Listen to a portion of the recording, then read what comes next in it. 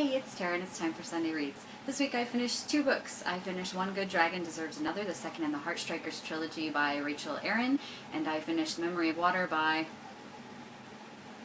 Emmi Itaranta. So I think it was last week or the week before that I finished Nice Dragons Finish Last by Rachel Aaron, the first book in the Heartstrikers series. Did I say trilogy earlier?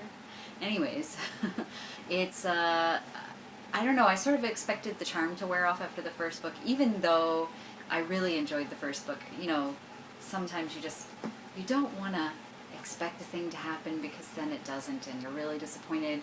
But I wasn't disappointed. I was really pleased that the characters were still a lot of fun, there were a lot of jokes, and it was a little bit serious, and Julius is still a little too nice in some cases, but I think it was really well tempered in this book. It's just that he has a conscience, and he works with it, and the ending was really satisfying and also left me wanting more, as a good series ought to. So I really enjoyed that. As I mentioned before, if you like dragons and urban fantasy and humor, then you might want to check out this series. Memory of Water took me about 3 weeks to finish, I want to say. It was a very slow read, and there were a few times that I really wanted to put the book down, but I don't know, not because it was bad. It was really beautiful. The prose is so beautifully written. It's very thought-provoking. I just was bored, I guess, but bored isn't the right word. I don't know, I just didn't want to read it. But so I decided to adjust the way I was reading it and to read just until I was done for the day, or that time frame, which turned out to be like half an hour about before I was like, okay, that's enough of that. And by changing to that form, it allowed me to process it a lot easier and to enjoy it a lot more. It's a very heavy book, and I don't know, that style just worked a lot better for me. By the end of the book, I was very happy with where it went and how it made me feel, and I was able to feel an affinity for the characters, and everybody was a little bit vague, like part of me feels like maybe there was a relationship between 2 of the characters and maybe not, but you know what, I was okay with that because of the way it was written. It was just very complex. The ending was surprising, but good, and I finished the book feeling really glad that I had read it and glad that I had taken my time to read it.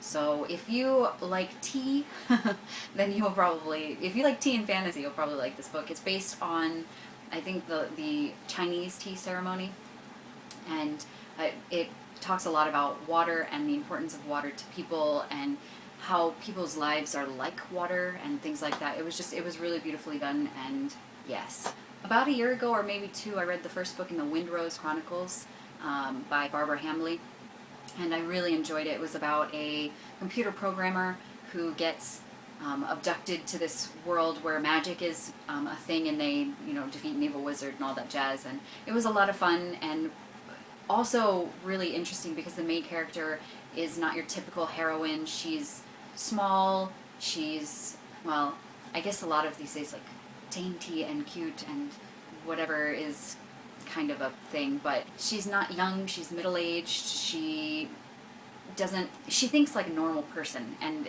I think I was really attracted to that. I felt a larger connection to this character. So I definitely wanted to continue the series, but I hadn't until recently. So I started the second book in the series, which is called Silicone Mage, and it picks up, I think, somewhere between 4 months and a year after the first one finished. And I'm almost done with that, and I'm really enjoying it, even though it's another one of those ones where I don't necessarily want to read like non-stop. It's still very enjoyable. I also started reading The Sculptor by McCloud. I think I showed it on one of my other videos. This is a dust jacket, but underneath the dust jacket is this very haunted looking face here.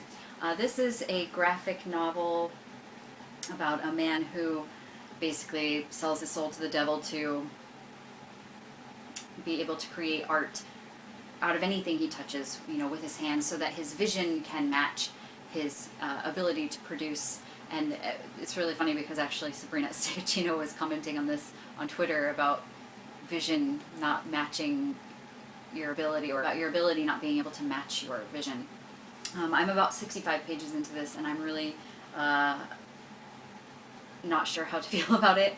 It seems a little trite so far, but I fully expect that it will get better. I've heard some pretty good things about this book, so I am expecting it will get better. The artwork is interesting. It's all like very blue. The cover's blue, the art is blue. I don't know. I wonder if I'll get the significance behind that later. Anyways, that is what I'm reading now. I would like to finish everything that I'm working on now and also start my classic science fiction for the month, which will probably be something by Delaney. I'm not sure yet. We'll see. So if you've read anything I've talked about today, I would love to hear your thoughts. I think a lot of people have read The Memory of Water, so, you know, if you have any thoughts on that, please let me know. And, yeah, as usual, if you're up to anything interesting or anything cool has happened or not so cool, I guess, is also part of your life, I'd like to hear about it. What are you reading and what are your plans for next week? And I guess that'll be it. So until next time.